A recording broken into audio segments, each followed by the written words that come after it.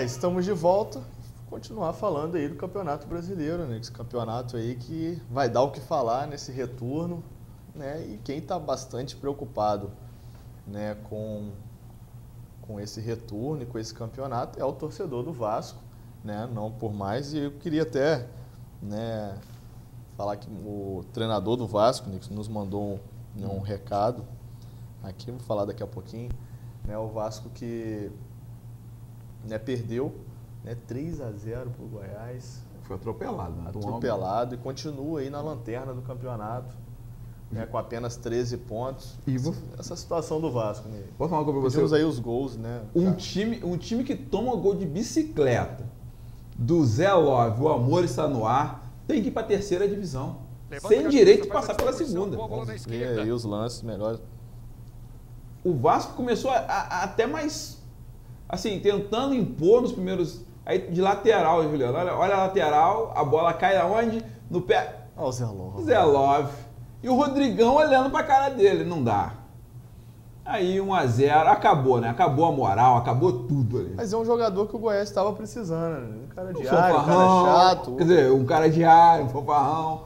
Tá precisando disso. Porque tinha muito beirada, né? Tem o Eric, tem...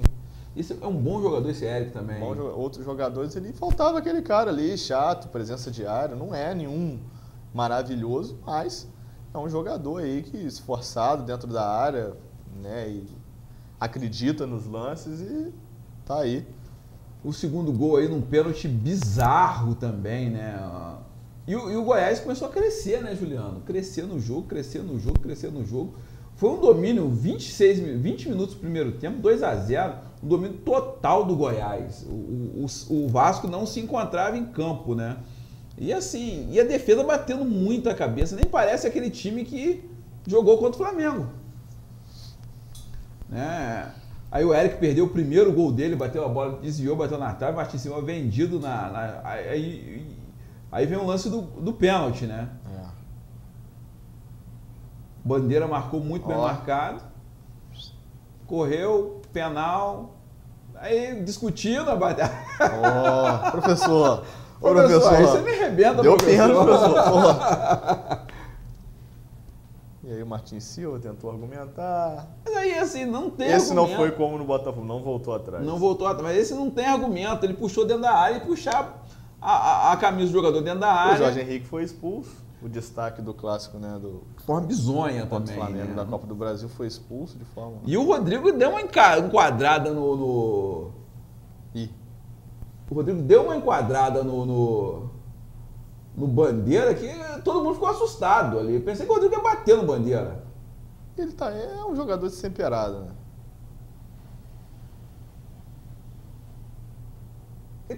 O time do Vasco está emocionalmente destruído.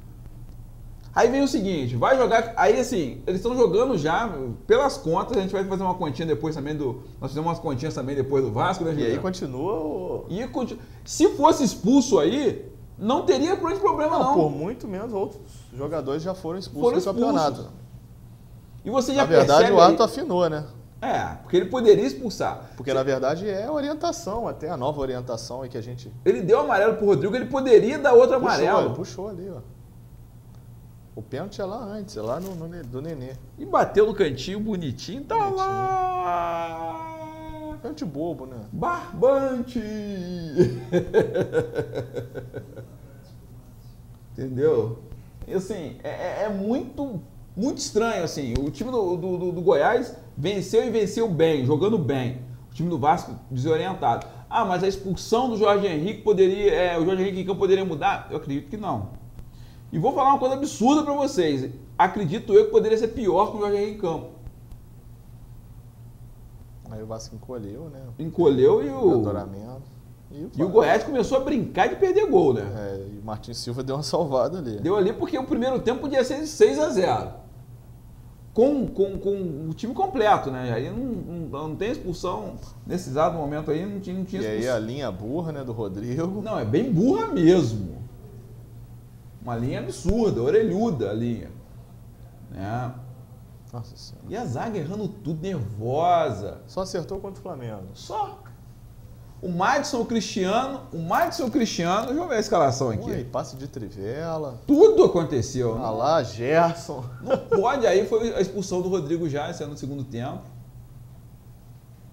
O juizão foi de novo, aí não teve jeito. Segundo amarelo, tchau, Rodrigo, chuveirada, acabou a história. Chuveiro. Vai conversar? Não, eu não, só não encostei e tal. E ali tinha, assim, uma clara e manifesta chance de gol. Se eu não me engano, o Eric, né? Vamos ver aí, né, o lance novamente. Aí o passe de trivela. Trivela, né? É uma coisa absurda. Chutou, salvou. E ele tinha condições de fazer o gol. E empurrou. Aí fazer o gol. Dentro da área, o que é? Cal. O mínimo amarelo. Se ele já tinha. Foi embora. Talvez tomasse o amarelo se não tivesse, né? Mas já tinha. Outro golzinho, mudou de lado o Eric. Bom jogador, volto a falar. Bom jogador. Não é craque, mas é um bom jogador. Uma xoxada ali. Mas né? Faz parte do pacote. E Goiás 3, Vasco 0. E só ler aqui o e-mail, a gente mandou um e-mail, né? Até agradecer aí o treinador do Vasco, Jorginho. A gente esteve com ele, teve aquela resenha gostosa. Ele não tinha assumido essa missão, né, quase impossível aí do Vasco, uma missão muito difícil, na verdade. Ainda estava o Celso Rotti, a gente trocou uma resenha, conversou, acabou ficando, né, amigo ali no torneio Marinho Bola de Ouro. Eu mandei, né, para ele falando que a gente tinha aqui um programa, né, gostaria de saber da possibilidade. Ele concedeu uma breve entrevista por telefone, né, falando sobre a sua chegada no Vasco e sobre o clássico, né, contra o Flamengo, né, na quarta-feira, e como foi essa rodada, né, também essa derrota, né. E ele respondeu: Juliano, deixa as coisas se acalmarem aqui, será um prazer falar com você, amigo. Muito obrigado por lembrar, né, da minha pessoa. Abraço, Jorginho. A situação não tá pra peixe, né, meu amigo? Será que a gente vai ter a entrevista do Jorginho, esperar as coisas se acalmarem? Eu acredito que o Jorginho... Vamos passar só a tabela do Vasco. A mesma coisa que nós fizemos com o Fluminense, vamos fazer com o Vasco.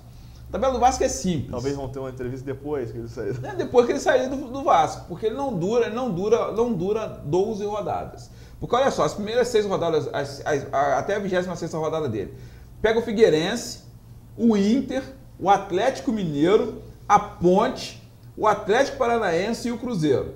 Vamos rever o que aconteceu? Figueirense empatou, vai jogar em casa agora. Maracanã. Porque o São Januário não conta mais. Internacional, vai jogar lá. Empatou em 1-1. Atlético Mineiro, tomou aquele sabão de 3-0. Em casa. Né? Joga Independente. Joga Independente. Não, joga no Independente. Joga em casa. O primeiro 3-0 foi lá no Independência. A Ponte Preta tomou aquele sabão também de 3-0. Esse foi em casa. Né? O Atlético Paranaense.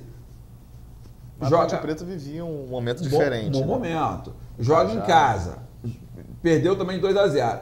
O Cruzeiro joga fora, perdeu de 3-1. Então, assim, desses 6 jogos, o Vasco fez o seguinte: conseguiu perder 4, empatar 2 e nenhuma vitória. Nesse atual momento, o Figueirense vive um momento delicado na tabela, mas o Figueirense tem 23 pontos. Ele já está começando a entrar naquela velocidade de Cruzeiro também. Que ela ganha 1 ponto aqui, ganhar 3 ali, perder 1. Ele pode negociar isso. Não está na zona ainda. Não está na zona, ele pode negociar. Ele tem 4 rodadas para negociar isso. Tá? O Internacional parece que acertou o time pelo menos por umas 5 rodadas. Isso quer dizer o seguinte: nesse meio dessas 5 rodadas, tem o Vasco. Não, e em casa é forte, né? Jogar lá no Beira-Rio. Valdívia crescendo de novo, D'Alessandro e companhia. E aí, amigo? Até o Eduardo, até o do Chacha marca gol. O Atlético Mineiro tá querendo tirar a diferença. Aí vai ser justamente o seguinte: essa rodada aqui do Atlético Mineiro pode ser a rodada da diferença. Então, vai pegar o Atlético Mineiro, que já perdeu de 3, e vai jogar no Maracanã contra o Atlético Mineiro e pode tomar mais 3. O time tá certinho. A Ponte Preta, um momento diferente. Mas a Ponte Preta, só pra gente lembrar, tem 27 pontos na Universidade de Cruzeiro. Empatou contra o Grêmio ontem. Empatou contra o Grêmio. Se jogar a mesma coisa que jogou contra o Grêmio, com certeza arranca um empate no mínimo. Então nós estamos falando aqui, ó, de um empate, 2 derrotas e mais um empate. O Atlético Paranaense era outro momento do Atlético Paranaense, perdeu de 2-0, joga no Maracanã. O Atlético Paranaense está em 8º lugar com 30 pontos. Também tem velocidade de Cruzeiro, sabe que não cai mais. Então o Atlético Paranaense pode complicar a vida do... Vamos botar mais um empate aqui. Walter Gordinho. E o Cruzeiro... Micão e companhia. Nossa, Deus, tomar gol do Walter Gordinho aí é forte. E o Cruzeiro na 26ª rodada, essa rodada aqui, a 26ª, pode ser a rodada do rebaixamento do Vasco. Por incrível que pareça, na 26ª rodada, nós podemos ter o primeiro rebaixado do campeonato. E o Cruzeiro, né, tem sinal nem vermelho, mas sinal azul, né? Todas as cores do arco-íris ligadas pro Cruzeiro. E, né, trabalho aí do Vanderlei Luxemburgo. Super contestado. Sendo contestado, uma equipe, né, que é atual campeão brasileiro. Bicampeão. Bicampeão brasileiro. Né? Lógico que a gente não pode também jogar tudo nas costas, né, do novo treinador e do novo time, mas, né, o Cruzeiro tem um elenco que não é para ficar ali disputando rebaixamento. Não. Né? Tem jogadores de qualidade, onde o Cruzeiro não investiu da forma que investiu, né, para os 2 títulos, perdeu, né, jogadores importantíssimos e não conseguiu repor a altura. Né? A gente sempre comenta isso aqui, o Everton Ribeiro, o Ricardo Goulart, né, o meio de campo, principalmente o Lucas Silva, que era ali um equilíbrio, né, no setor de meio de campo. O Dedé vivia um excelente momento, né, a gente tinha o Egídio, né, o Mike também vivia um melhor momento e o Cruzeiro, né, conseguiu esses 2 títulos. Perdeu, né, esses jogadores e não conseguiu repor a altura. Né, trouxe o Leandro Damião e já foi para o banco, agora voltou. Até foi um dos melhores jogadores do Cruzeiro em campo, né, na derrota de ontem, mas não consegue vencer e os jogadores não estão conseguindo render mais. E assim, o critério da confiança está começando a falar alto agora, né? Porque você perde confiança, você perde resposta, a torcida começa a cobrar o Luxemburgo. E eu vi a entrevista do Luxemburgo ontem e eu falei, poxa, é o mesmo discurso que ele estava tendo no Flamengo, é o mesmo discurso que ele tinha antes, né? Sai da confusão e tal, não sei o que tem. E quando ele entra no Cruzeiro, qual era o discurso dele? Cheguei aqui para ser campeão. Porque a ideia dele era pegar o plantel para ser campeão. Só que parece que, quando a gente fala aqui... O Luxemburgo ficando agora um técnico para sair da confusão. Porque ele leva o time à confusão. Foi assim no Flamengo. Ele pegou o Flamengo na confusão, e vamos lembrar só, ele pegou o Flamengo na confusão e nós ficamos perdeu vergonhosamente para o Atlético Mineiro, só para lembrar isso, foi uma goleada sonora, tomou 4-1 e depois tomou 4-0 no campeonato, foram 8 gols em 2 jogos contra o Atlético Mineiro, em sequência praticamente, só para a gente lembrar. Ele pegou o Flamengo em 20º lugar, entregou o Flamengo saiu do campeonato em 16º. Ou seja, o trabalho dele não foi excelente. Foi um trabalho para sair daquela situação. E aqui no Atlético, no Cruzeiro, ele pegou um Cruzeiro, se eu não me engano, no meio da tabela. No meio da tabela, 8º, 9º colocado. 8º, 9º lugar, e agora tá com o Cruzeiro em 15º, ou seja, ele perdeu 7 posições. Pode entrar na zona de rebaixamento na próxima rodada.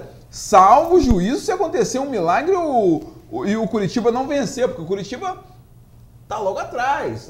Vem crescendo. Vem crescendo e crescendo no momento certo da competição. Isso se o Joinville também não ganhar e se o Avaí não ganhar. É isso aí. Manílio, nós vamos a mais um intervalo comercial e na volta, né, falando aí sim agora sobre o Flamengo e também, né, sobre os assuntos aqui da nossa região.